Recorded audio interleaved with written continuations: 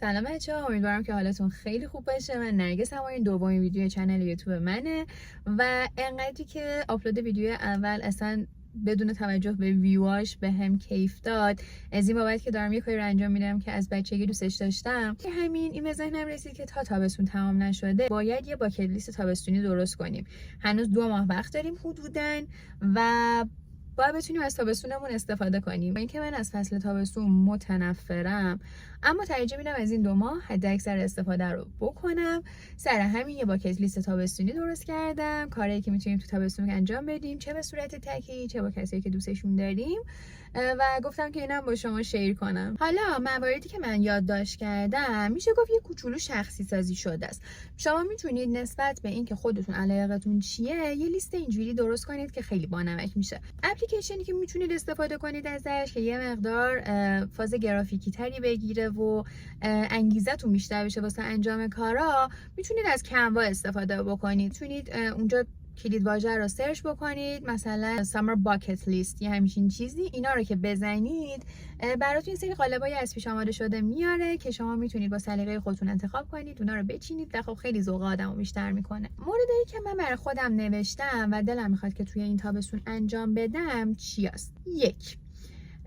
من الان 22 سالمه حدوداً، ولی تایمی که 15-16 سالم بود وحشتناک کتاب و رمان میخوندم و خیلی دوست داشتم و توی اون سن یهو رفتم یه عالمه رمان کتاب خریدم که همین جوری توی کتاب خونم مونده و لاشون رو تا حالا باز نکردم. یکی از پلنایی که واسه خودم تو این تابستون گذاشتم اینه که حداقل تا آخر تابستون 3 الی 4 تا کتاب بخونم. حالا نسبت به این که اون قطر کتابا چقدره و اینکه چقدر منو جذب میکنن و اینا، میخوام آروم آروم شروع کنم. یعنی نمیخوام اینطوری باشم که هر 3 روز یه بار یه رمان 400 صفحه‌ای تموم کنم و اینا. میدونم که انجامش نمیدم. پس یکی از پلنایی که من این تابستون دارم اینه که مثل قدیم دوباره یه خورده رمان خوندن و کتاب خوندن و اینا رو شروع کنم. مورد بعدی فیلم و سریال و انیمیشنه. من یکی از بخشای مورد علاقه زندگیم تماشا کردن فیلم و سریال و علل خصوص انیمیشنه. من عاشق انیمیشنم و میتونم یک ویدیو مجزا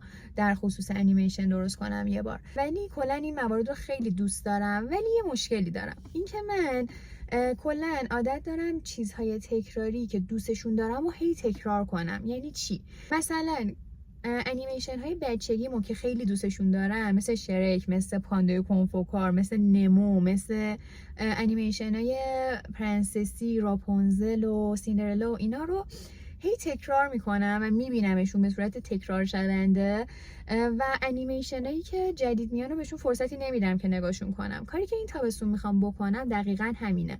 یعنی میخوام یک لیست از فیلم و سریال و انیمیشن هایی درست کنم که تا حالا ندیدمشون و صرفاً اسمشون رو شنیدم و به کمک حالا این لیستی که درست میکنم به خودم این اجازه و این فرصت رو بدم که انیمیشن های جدید رو هم ببینم و دیگه دست از سر اون انیمیشن های قبلی بردارم، چون که من هر وقت هوس انیمیشن میکنم میرم دست میذارم رو چیزایی که قبلا دیدمشون و برای همین هیچ وقت چیزای جدید رو نمیبینم. برای همین یه خورده برای من متفاوت تره این هدف گذاری و یه جوری هدف گذاری به حساب میاد. مورد بعدی اینه که دوست دارم یه سری کارهای جدید انجام بدم و یه سری اخلاق‌ها و چیزها رو روتین زندگیم کنم. من قبلا استاد زبان بودم. وقتی که حدوداً 2 سال پیش اینطورا من استاد زبان بودم و خب خیلی زبانم اوکی بود و این فاصله که افتاد و من درگیر کارهای دیگه شدم، کلا زبانو بوسیدم گذاشتم کنار و اونقدر درگیرش نبودم. یعنی در حد مثلا دولینگو و اینا بودش و خب کلا آدمی بودم که قبلا هابیت ترکر و اینا زیاد داشتم. سر همین دوباره تو همون برنامه کانوا اگر برید و کلمه هابیت ترکر رو سرچ بکنید، براتون قالب‌های مختلفی میاره که میتونید به سلیقه خودتون انتخابش کنید، کاستومش کنید و بچینید چیزایی که میخواید رو. هابیت ترکر به تو کمک میکنه که بتونی برای خودت عادتهای کوچولو کوچولو رو تبدیل به عادتهای دائمی کنی. مثلا من خیلی شخص کمالگراییم، ولی هابیت ترکر بهم کمک میکنه که یه خورده عملگراتر بشم توی مسائل. اینجوری هم که توی اون هابیت ترکرم 30 روزه تنظیمش میکنم، یا اگر دوست دارید زودتر به اون گولتون برسید میتونید 2 هفته‌ای هم تقسیمش بکنید. و اونجا می‌نویسم هدفامو کوچولو را و روزانه تیکشون میزنم. میتونه این باشه که روزی یه ربع نیم ساعت زبان خوندن، اینطوری نمیشه که من میخوام روزی 3 ساعت زبان بخونم و در نهایت هم انجامش ندم. حالا اگر دوست داشته باشی میتونم در کل یک ویدیو راجع به این که چجوری پلنامو میریزم یا هابیت ترکرمو میچینم و معیارام چیم براتون درست کنم، چون که من تو کل زندگیم همیشه دائما در حال برنامه‌ریزی و پلن ریختن و اینا بودم و فکر میکنم تجربیاتی داشته باشم که به کارتون بیاد و بتونه کمکتون بکنه تو این زمینه. در کلی که دیگه از هدفایی که توی این تابستون دارم همینه، این که به کمک هابیت ترکر و به کمک پلنی که دارم یه سری عادتای کوچولو بر خودم بذارم، مثل همون ریویو و مرور کردن زبان، مثل رژیم غذایی سالم‌تر، مثل اینکه در واقع هر روز پیاده رویمو ادامه بدم. من تقریبا الان هر روز پیاده روی میکنم و میخوام ورزش‌های دیگه هم کنارش اضافه بکنم. اون هابیت ترکر بهم کمک میکنه که حتی یه روزم ازش نگذرم. چرا؟ چون من یه قانونی تو هابیت ترکر برای خودم میذارم که آخرش که اون خونه ها پر میشه به خودم جایزه میدم و خیلی اون حسش حس خوبیه. اگر یه روز یه کاری رو انجام ندم 2 تا از خونه های قبلیم پاک میشه و این قضیه باعث میشه که من خودمو مجبور کنم که اون کارا رو انجام بدم برای اینکه در نهایت به اون جایزه‌ای که برای خودم گذاشتم برسم. بریم سراغ مورد بعدی. خب یه لیست از تجربیات جدید. یه چیز خیلی فان اینه که شما میتونید کارایی رو که همیشه دوست دارید انجام بدید و به صورت یه لیست کوچولو واسه تابستونتون در نظر بگیرید. میتونه خیلی کارای کوچیکی باشه، میتونه پختن کیک باشه، پختن یه غذایی باشه که خیلی وقت دوست دارید یاد بگیرید، تست کردن یه رسیپی جدید واسه یه کوکی باشه، یا یه کاردستی که همیشه تو ذهنتون بوده درستش کنید ولی این کارو نمی‌کردین. مثلا من برای خودم مواردی که در نظر گرفتم تست کردن رسیپی‌های مختلف توی کیک و شیرینی و توی فینگر فوده، به خاطر اینکه من خب آشپزی بلدم و غذاهایی هم که بلدم اکثرا غذاهای سنتی ان، یعنی مثلا غذاهای خورشتی و مامان پزا اینا رو قشنگ بلدم، ولی فینگر فود و غذاهای فانتزی رو بلد نیستم، شیرینی و کوکی و اینا هم بلد نیستم، ولی خب همیشه توی زندگیم دوست داشتم که اینا رو یاد بگیرم. یکی از کارهایی که این تابستون دوست دارم انجام بدم خیلی همین موردا هستش که قطعا اگه انجام بدم ولاگش هم براتون میذارم. یا مثلا کارهای دیگه میتونه چیا باشه؟ میتونه یه سری تجربیات کوچولو باشه با دوستاتون یا کسی که دوستشون دارید. میتونید یه سری لوازم کوچولو بگیرید با هم چارم درست کنید. میتونید از این دیتای خمیر کلی بذارید خیلی بانمکه. اگر کسی که میخواید باهاش این کار انجام بدید یا خودتون دوست دارید پازل درست کنید. از این نقاشی الماسی‌ها میتونید انجام بدید و میتونید یه لیست درست کنید در حد 10 تا دونه کار که روزای تابستونتون اینطوری به بتالت نگذره، اینجوری باشید که از تابستونم هیچ استفاده ای نکردم. خیلی حس بهتری به آدم میده، چون تابستون همین جوریش غیر قابل تحمله و ما میخوایم با کارهایی که اینجوری داریم لیست میکنیم یه خورده تحمل کنیم تا پاییز عزیزمون برگرده. میتونید اینجوری یه لیست کوچولو از کاراتون درست کنید. خیلی تازه خوشحال میشم اگه از اون لیسته برام تو کامنت ها بذارید، منم شاید دیده بگیرم. ولی من در اسرع وقت که لیستم رو به طور کامل چیدم در مورد همین لیست، هابیت ترکر و مواردی که توی این ویدیو بهش اشاره کردم و الان آماده نبوده یه ویدیو جداگونه حتما میذارم. خب کار بعدی که میتونید انجام بدین اینه که یه لیست از جاهای جدیدی که هستش و تا حالا نرفتین درست کنید و برید اونجاها. حالا میتونه کافه جدید باشه، رستوران جدید باشه، یه موزه جدید باشه، نه اصلا یه جایی رو شنیدید خوشگله اونجا رو برید ببینید. البته ترجیحاً 6 شب به بعد چون که هوا خیلی گرمه.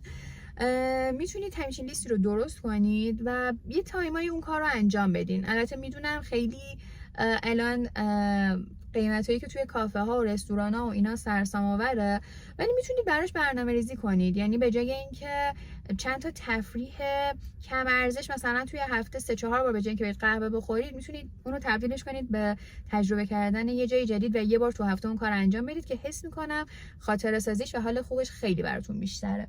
که من باز خودم یه لیست بلند بالا از جاهایی که دوست دارم برم و چیزای جدیدی که دوست دارم تجربه کنم دارم که قطعا یه ویدیوی دیگه هم به این اختصاص میدم. من واقعا عاشق این کارم، چقدر لذت بخشه برام. کلی ویدیو براتون میذارم، خیالتون راحت.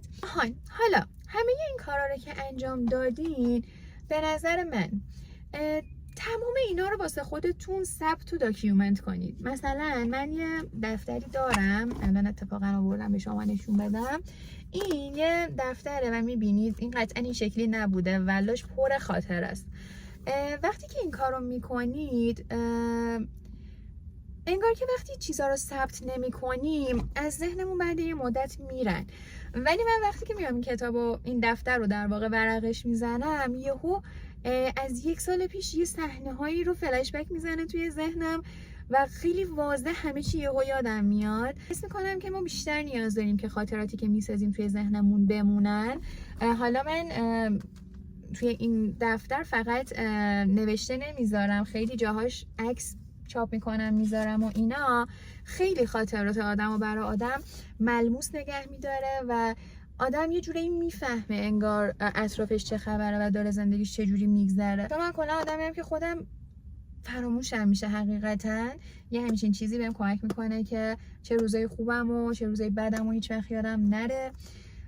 و نکته جالبش که وجود داره اینه، من خیلی از روزای بدمو که این تو نوشتم الان که میخونمشون میخندم، یعنی اینجوری هم که واقعا سر چه چیزایی داشتی هرس میخوردی و میبینم که از اون روزا تونستم گذر کنم، پس از این روزایی هم که مثلا الان دارم میتونم بگذرم و رچم و برم. برای همین در کل نوشتن رو و ثبت کردن خاطرات رو خیلی خیلی خیلی بهتون پیشنهاد میکنم.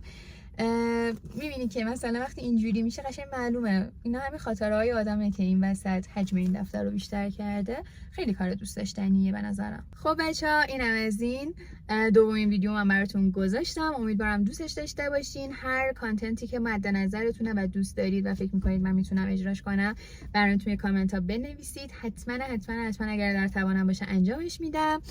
تا الان که خودم یه لیست از محتواهایی که بخوام باهاتون شیر بکنم درست کردم، ولی نظر شما هم خیلی برام مهمه. حتما نظرتون رو بنویسید و من اول راه هم خیلی خوشحال میشم اگه چنل رو به دوستاتون معرفی کنید و ساب کنید. در کل خیلی دوستتون دارم. بوس بهتون. خدافظ.